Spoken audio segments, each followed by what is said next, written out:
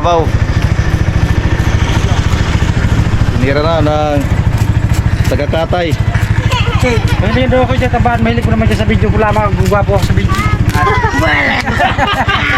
Pero ko ba ito gihilig? Bakit mahilig ito ang trabakan?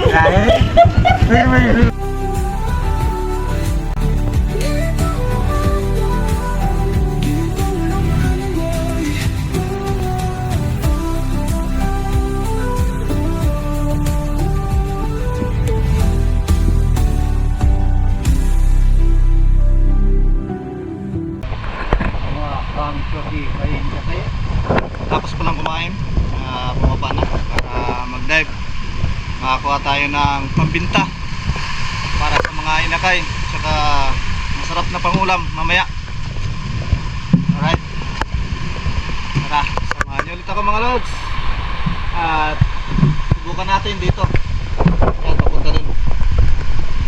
Baka may surahan na naman, papawas tayo. Alright, ito, ready na kami. Tayo na't kumala sa malawak na karagatan. Ikating makasperdan at ibang kagamitan. Sisirin ang Mabigat. Malapad ang kasko. Nilubog pa sa nakuhan siya. Ako kung sa kaya ko. bahura na makulay. Hap! Ikaw ang panlimas. Alright, may panlimas na. Dito ba no? Sa dulo. Oh. Eh. Tuyo ng pintura nito ah.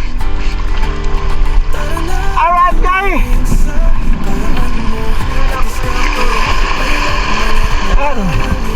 Ayaw ko nang gagamit ito mga lads. Kuskusin natin ito ng isda mamaya pag makayari tayo. Na! Alright, magaan-gaan pa to dahil bagong bago. Piliin mong maging pareha. Alright, sagwa tayo. Ang oras alas 12:36. Huwag mong sirain ang karagatan. Magpasalamat sa biyaya na galing sa ating inang dagat. Tayo na at malaman na di tayo isang talunan. Pagdagat ang pinag-usapan, umpisahan na ang labanan. Sisid na pero ano man ang paraan mo, subukan mo na lang manalo. Dito na tayo mga lads. Unahin ko na dito. Baka may isda na.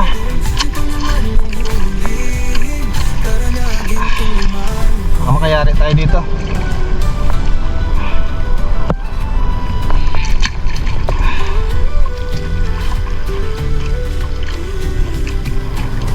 Maliit lang naman kaya okay na yung bato. Hindi na kaya ang iano dyan. Maliit lang naman ang bangka na ito.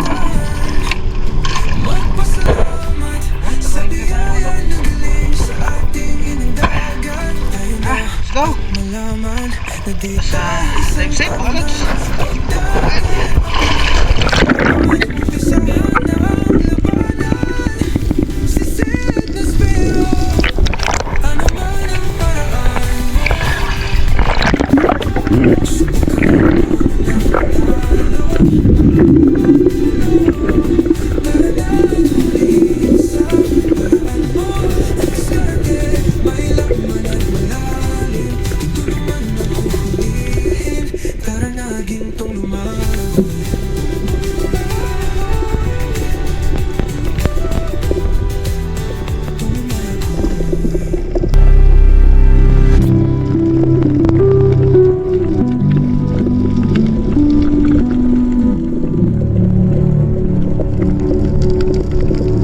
Warm up done mga lods, at welcome back ulit sa panibagong adventure na ginawa ko sa araw na ito.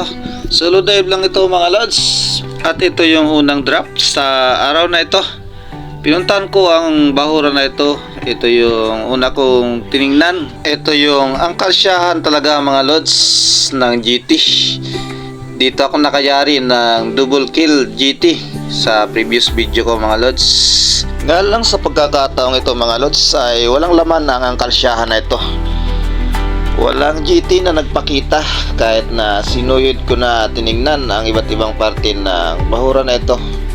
Wala akong nadali dito mga lods, kaya umahon na lang at tinungo ko ang bandang taas na bahura. Doon nakayari ako mga lods.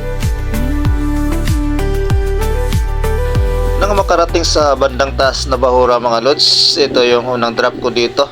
Medyo malalim-lalim nga pala ito mga lods. Sinadya ko talagang puntahan dahil madalas ako dito makakuha ng malalaking GT. Yan sanang crack na yan ang target ko mga lods na puntahan. Pero nang lumingon ako sa bandang kaliwa, may nakita kagad ako na barakuda. Kaya yun na lang ang pinunterya ko mga lods dahil sigurado na ang isda. At ito yung unang isda na natira natin sa araw na ito. Hindi ko na ito pinalampas mga lods at masyado kong nilapitan dahil hindi naman kumikilos. At ayun, natira natin kagad. Isang barakuda nga pala ang unang isda sa araw na ito. Kaya panalo mga lods. Habang paho naman ako mga lods ay napansin ko nga doon sa bala ko sanang puntahan na crack, may napansin akong GT.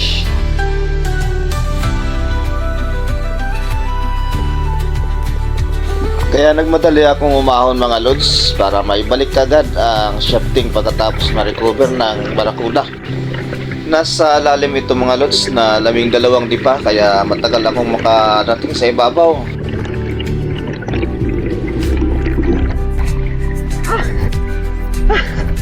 May laman na GT. Doon sa punteriya ko talaga. Nakita ko kasi ito. May GT laman sa aray, hindi umalis. Malaki na sana.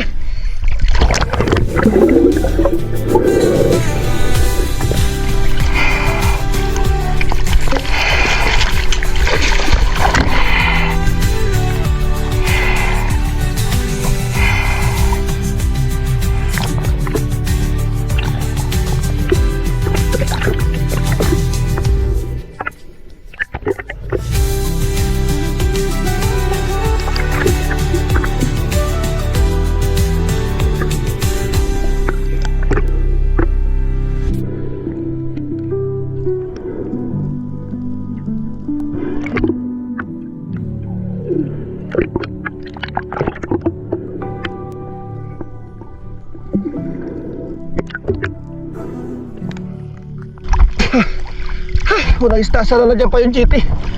Malaking GT na yun. Nang mailod ulit ang rubber ay agad akong sumisid mga lods para balikan ang crack na yon. Mabilis na bumulusok dahil excited na maabutan ang GT. Pero hindi ako nagkamali mga lods, naabutan ko nga ang GT na ito dito sa crack na ito.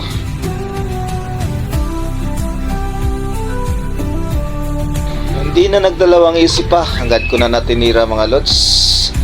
Paniguro sa patama pero hindi ko na-fatal ang isda na ito mga lods, kaya isinabit ng bagya ang aking line.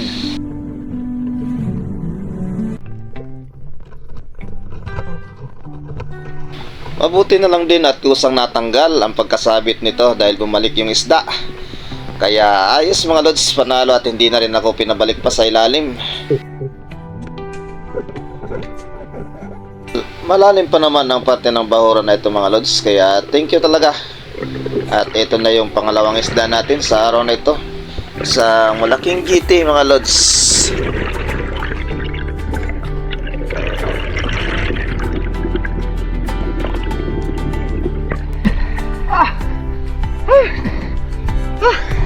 Hindi na rin di mga lods. Pero ayari ito mga lods. Maganda naman yung patama. Buti lang hindi umalis.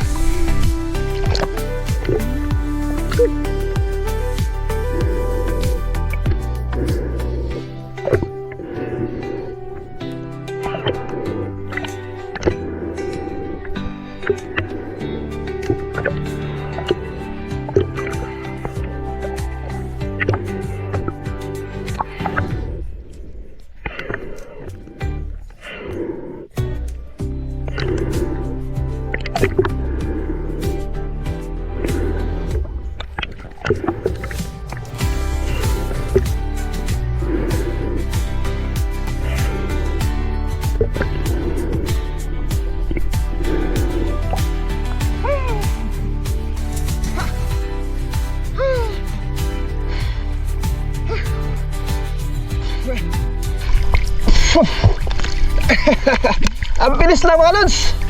Pero wala pa nga 30 minutes. Kadali kagad tayo ng dalawang isda at malaki-laki pa to isa. Alright.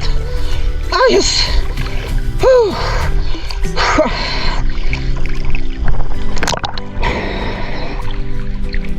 Kadali tayo. Kadali ka tayo.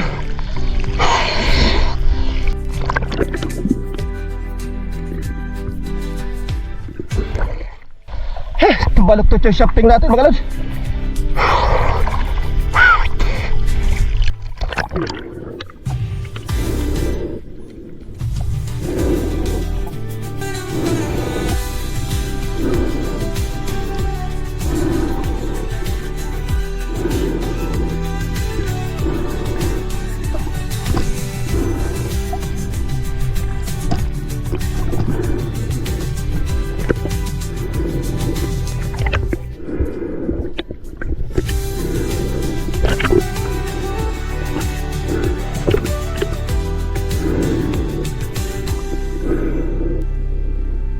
Di naman gaano kalakihan na GT pero nabaluktot ang 7.5 mm na shaft.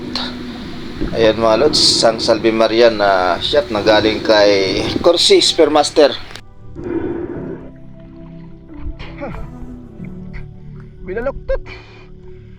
Ha, sinamit kasi doon sa bahura.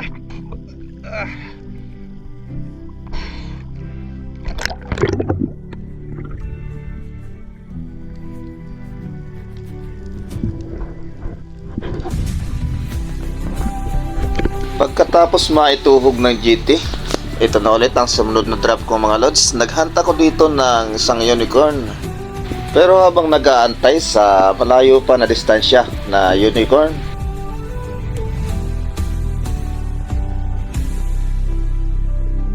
pinagmasdan ko muna ang mga maliliit na isda na to mga lods dahil madami at ang sarap pagmasdan mga lods. Muli kong binalikan ng unicorn fish. Medyo mailap nga lang to mga lods, kahit na nagdusting na rin ako para painggan yung lumapit ang isda. Pero sadya talaga ang ayaw mga lods. Nakahalata na siguro na iihaw na naman natin.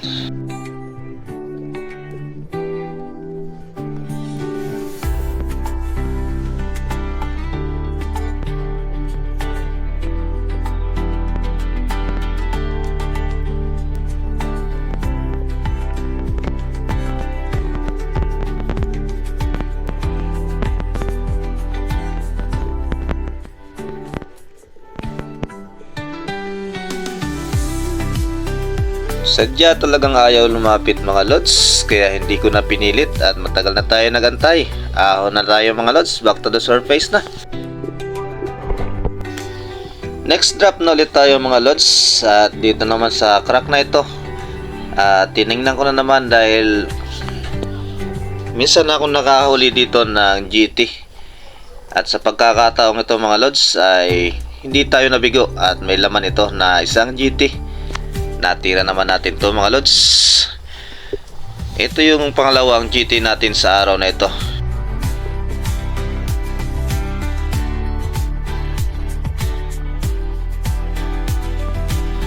Masasabi ko talagang swerte ang araw na to mga lods para sa akin. Sa maikling oras kasi na sinuyod ko ang mga bahura dito ay ito ang naging biyaya natin sa araw na ito. Pangalawang GT na at isang barakuda, kaya panalo mga lods.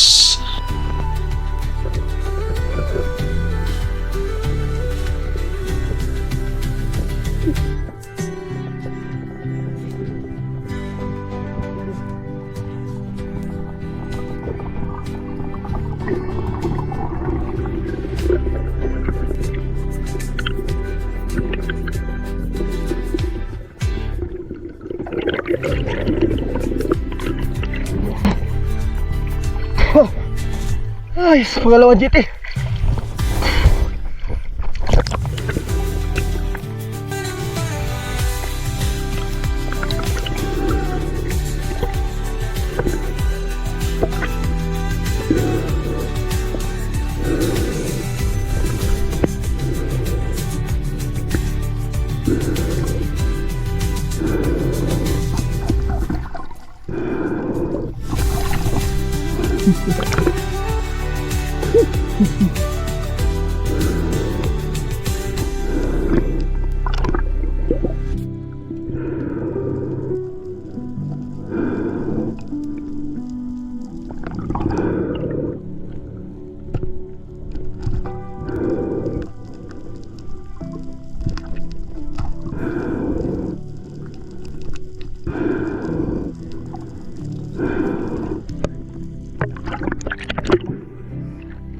Pagkatapos ko nga pala maituhog yung isda na yan ay muli kong binalikan yung una kong tiningnan na bahura kanina.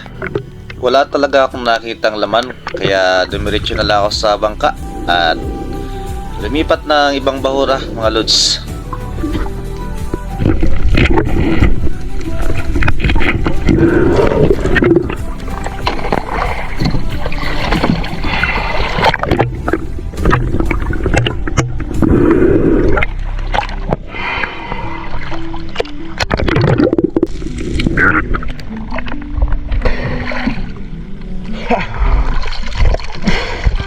Tatatlo na tayo mga lods.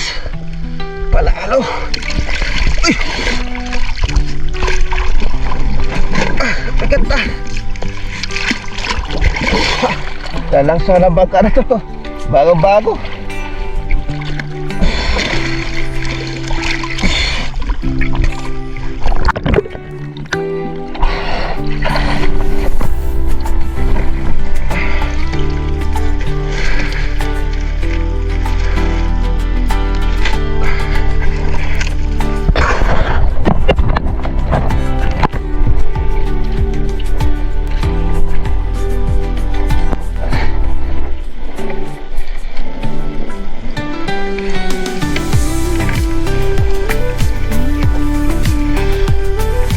Tayo mga lods, doon banda sa may malapit sa bangka na yun.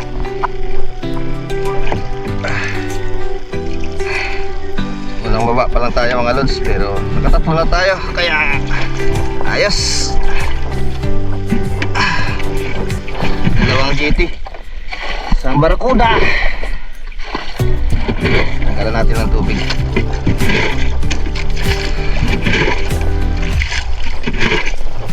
Alright. Ayan. Nalansahan na yung bagong-bago na bangka.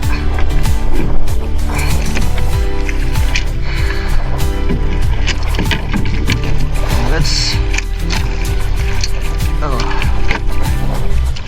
dalawang GT na.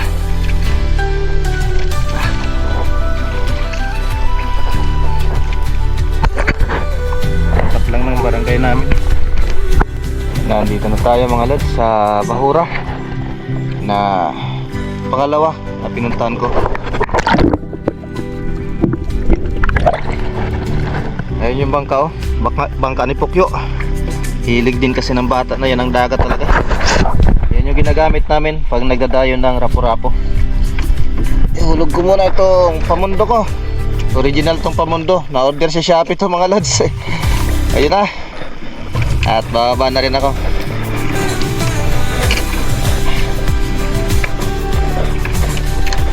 Ayan. 10 dipa yung lubid na yan. Pero ayun hindi naman naubos. May natira pang mga 2 dipa. So medyo mababaw lang to mga lods. Paghan tayo dito baka meron makayari tayo dito. Right, pangalawang papato mga lods. Pero nakatatingis na tayo na maaga pa. Ayun o. Alright, babaan ako mga lods. Nilagyan ko na ayun o. Mainit pa kasi sikat na araw o. Maaga pala.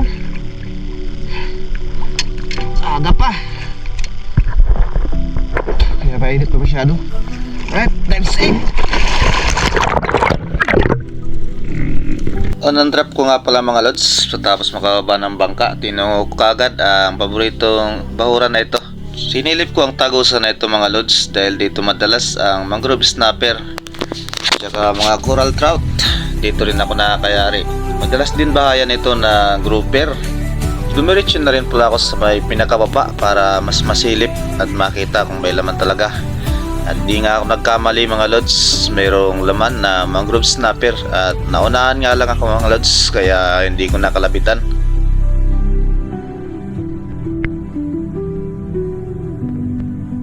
biglang nagulat yung isda mga lods, kaya kumaripas.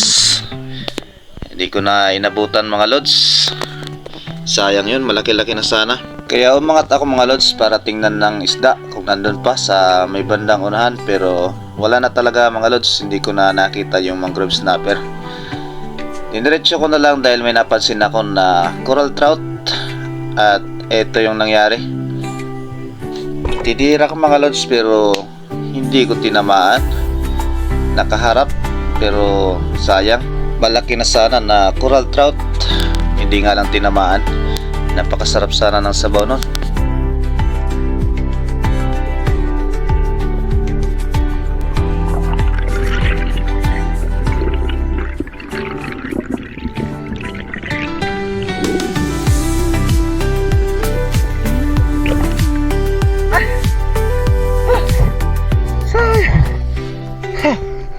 Ang laki mangrove snapper. Napasid ka agad ako. Hindi ko pa tinamaan yung coral trout. Sayang. Move on na tayo doon mga lods. At ito na ulit ang sunod na drop ko dito sa bahura na ito. Dito naman madalas ako makakuha ng mangrove snapper sa crack na ito mga lods, kaya matagal akong nag-abang dito dahil minsan nabigla na lang lumalabas galing sa lungga. Pero sa pagkakataong ito mga lods ay wala akong napansin na mangrove snapper, kaya tinira ko na lang yung yellow spotted na nandito sa loob mga lods. Good size na rin at ayos na rin sa pangulam.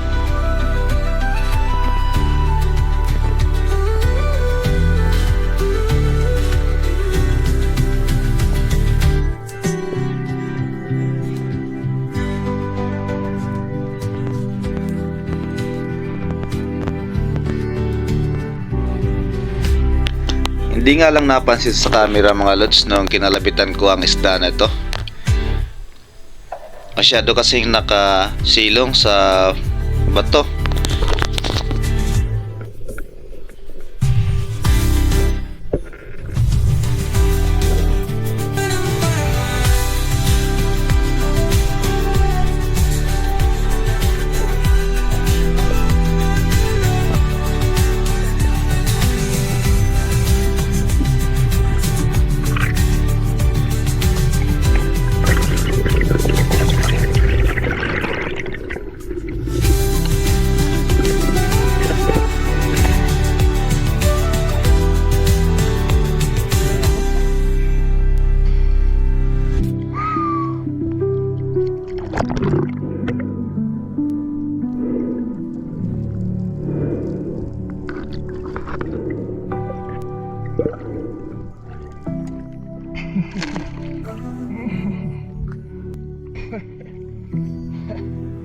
Sayang, napailalim.